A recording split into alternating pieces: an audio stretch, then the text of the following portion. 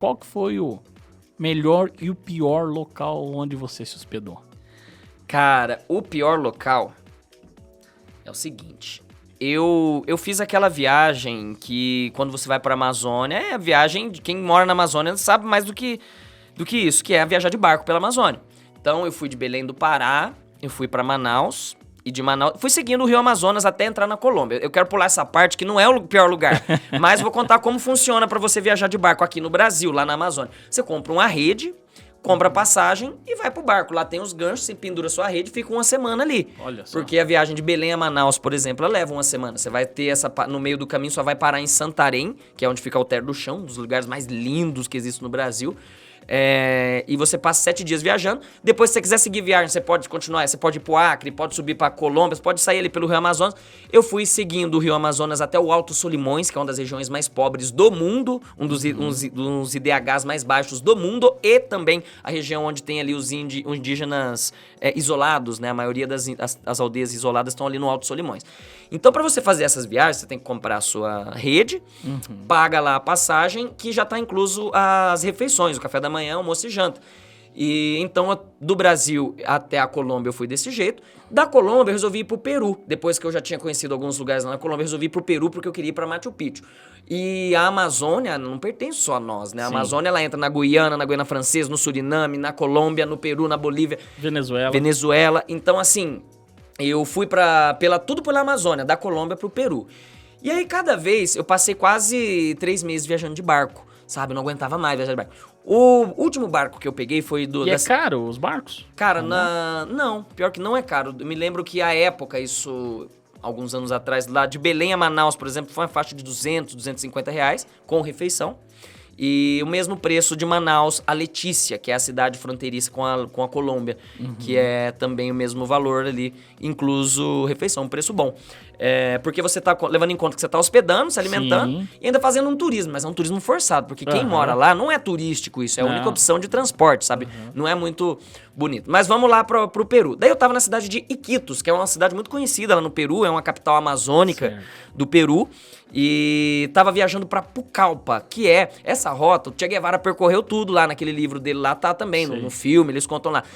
Passa pela colônia de leprosos lá onde ele ficou, onde tem todo aquele ponto. Passei por esse local, tive uma péssima experiência, fui extorquido por autoridades oficiais. Falo mesmo, porque eu posso provar tudo que eu tô falando. Aí o que acontece? A gente tinha que pegar o último barco, que era de Iquitos até Pucallpa, que é essa cidade que daí ali acabava a Amazônia e ia pegar a estrada pra ir seguindo pra Lima, descer pra Cusco e pra Machu Picchu. Cara, fomos pegar esse barco. O próximo barco que tava pra partir, comprou passagem, baratíssimo. A hora que eu entro no barco, era sem mentira, pelas câmeras o pessoal não vai ter ideia do tamanho que é o estúdio, mas era o compartimento para passageiros tinha esse tamanho do estúdio, cabiam ali menos de 20 pessoas, tinham mais de 100 pessoas para viajar, sem mentira. Aí o que acontece? Eu cheguei, botei minha rede lá e fui esperando. O barco começou a lotar. E as famílias lá já estão acostumadas, principalmente na Amazônia peruana, que é muito pobre, porque ali é o Alto Solimões ainda. Lá o rio já muda, é Rio Ucayali, é o mesmo Rio Amazonas. Entendi. Mas eles chamam Rio Ucayali. Então a gente foi navegar o Rio Ucayali. As pessoas começaram a se aglomerar. E os hábitos higiênicos são diferentes também por lá. A pessoa começou a botar a rede e foi todo mundo juntando. Na hora que eu vi, eu já tava espremido pelas redes. Eu falei, eu não vou conseguir ficar aqui. Criança fazendo xixi no chão. E o povo ali conversando e mais rede por cima, por baixo. Cara, e só tinha isso porque era uma balsa. A balsa tinha quase 500 metros de extensão, mas o compartimento para as pessoas era apenas esse. O resto era carga. O que eu fiz? Mas não tinha uma área VIP lá, não? Área VIP? Não existe isso lá, rapaz. Não existe isso. Nós estamos falando de transporte da população local. A gente tá... É o busão daqui. É o busão daqui. Tipo assim, quem faz esse tipo de turismo, não é turismo isso. Isso aí é louco. O pessoal fala, o que você tá fazendo aqui, rapaz? Você é turista, você é louco? Eu falo, não, eu sou turista, mas eu também preciso viajar por aqui porque eu só tenho dinheiro pra isso, né? E também queria viver a experiência. Cara, eu tive que montar minha barraca lá na prancha da balsa e ficar uma semana ali. Só que essa balsa ela era muito barulhenta. A única prancha que tinha autorização, porque além de tudo era limitado o espaço, a gente não podia ficar andando pela balsa. Todo mundo era obrigado a ficar aglomerado. E assim, o legal é que a população ali é um pessoal muito humilde, um povo ribeirinho colombiano, um pessoal muito acolhedor. Mas eu fiquei uma semana dormindo na barraca, em cima do motor do navio. A água, não tinha água limpa pra beber, tinha que pegar água, era água do rio. E aí o que eu fazia? Sorte que eu tomo chimarrão, eu catava a água, colocava dentro de uma panela, colocava na caldeira beira do navio, ali onde saía a fumaça, pra ela poder ferver um pouco. Daí filtrava ela num filtro que eu improvisei com um pano e bebia no chimarrão, que também ajuda. O chimarrão Sim. e tererê, ele ajuda a filtrar a água, Sim. né? Pra poder tomar. Então, o primeiro ponto foi esse de dificuldade. Fora que não tinha sossego pra poder dormir. Eu peguei uma puta de uma infecção por um mosquito que tinha o tamanho de um passarinho que me mordeu e não tinha remédio no barco, não tinha enfermeiro. Nossa. Tinha apenas a sabedoria popular ali. E aí uma senhora me tratou durante esses dias que eu tava com uma pereba na minha perna, com vela, que era a única coisa que tinha, sabe? Que queimar a vela e tirava, assim, pra tirar a infecção. Aí, posteriormente, claro, quando acabou essa viagem, que foi a pior viagem que eu fiz, cara, foram 7 dias e 7 noites dentro de uma balsa barulhenta, morando na barraca, viajando pelo rio a 10 km por hora. E o problema é que pra chegar de Pucallpa a Iquitos é perto, mas o rio faz assim, ele Nossa. é todo em S, desde uma cidade a outra. Então, foi horrível. Foi bem pesado. E aí, quando eu cheguei lá em Pucallpa, eu fui pra uma aldeia indígena, daí lá eu fui tratado pelos índios, mas isso já é outra história.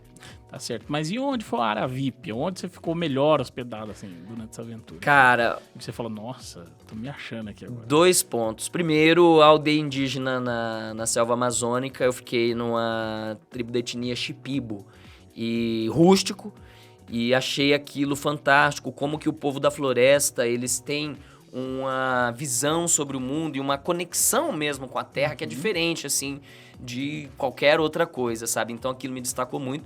Mas o local mais aconchegante, onde eu fui mais bem recebido, cara, foi na casa do João Lopes, o bicho do Paraná, Certo. que é o nosso grande mestre da música paranaense. Sim. E eu tive a honra de ser amigo dele. Por Que quê? legal. Eu sempre fui fã, sempre fui pesquisador da cultura paranaense e desde sempre, eu conhecia a música do João Lopes. E desde cedo eu coloquei a música dele no YouTube, sempre fui utilitário da internet. Coloquei as músicas dele no YouTube porque uma vez eu ia formatar o meu computador e não podia perder os arquivos. E por conta disso, eu fui uma das primeiras pessoas a divulgarem o trabalho dele na internet. E aí, por causa disso, ele acabou me procurando, a gente acabou se conhecendo pela internet. Conheci ele quando ele veio a Apucarana fazer uma apresentação Que e ele legal. me convidou. Contei pra ele, João, tô planejando fazer uma viagem, meter o pé na estrada aí, vou viajar. E ele falou, passa na minha casa quando você for Olha viajar.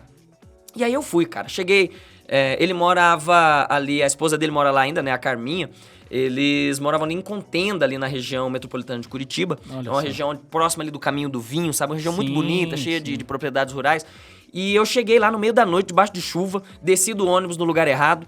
Então eu já fui assim, meu Deus, tô perdido aqui. A hora que eu cheguei num chalé tão maravilhoso que ele e a esposa construíram, e eles estavam com a família toda reunida, com os filhos deles e tudo, na hora da janta. Cheguei morrendo de fome, cansado da minha que hora viagem. boa, hein? Já tava voltando da Argentina, do Uruguai e do Paraguai, já tinha feito esse giro aqui pelo sul. Aham. E fui recebido pelo meu grande ídolo da música. Não apenas assim, fiquei hospedado na casa dele, como a gente assim, pôde conversar, trocar experiência. Ele me mostrou músicas que ele pretendia lançar ainda. Que legal. Infelizmente, ele acabou falecendo no ano Sim, passado, né? foi mesmo, Mas infelizmente. assim, foi assim a melhor experiência que eu já tive, assim, de ter sido recebido e presenteado, sabe? De você poder ter admiração por uma pessoa, ter admiração pelo trabalho de uma pessoa e no fim você ser recebido pelas pessoas como legal. um amigo, sabe? Isso aí marcou legal. muito.